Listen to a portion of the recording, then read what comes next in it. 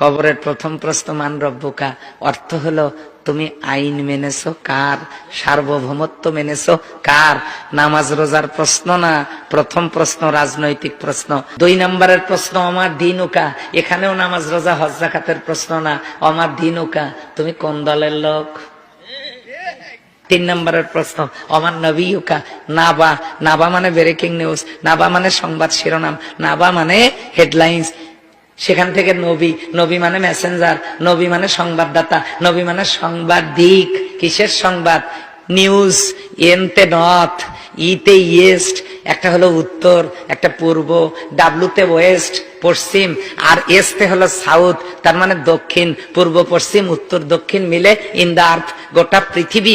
এই পৃথিবীর সমস্ত সংবাদ যিনি পরিবেশন করেন তিনি হলেন নবী, লিডার। তার মানে অমান নবীকা, তোমার নেতাকে। তুমি আইন মেনেছো, সার্বভৌমত্ব মেনেছো কার, দল করেছো কোনটা, তোমার দলের নেতাকে। ওয়াজে উঠে বলে কবরে নাকি 3টা প্রশ্ন করা হবে, এর মধ্যে একটা হলো ওয়ামা দীনুকা। আমি প্রশ্ন করছি, উত্তর দেন। ওয়ামা দীনুকা, বলেন ওয়ামা দীনুকা। এটা ওয়ামা দীনুকা মানে কি? তোমার ধর্ম কি? জোরে, তোমার ধর্ম কি?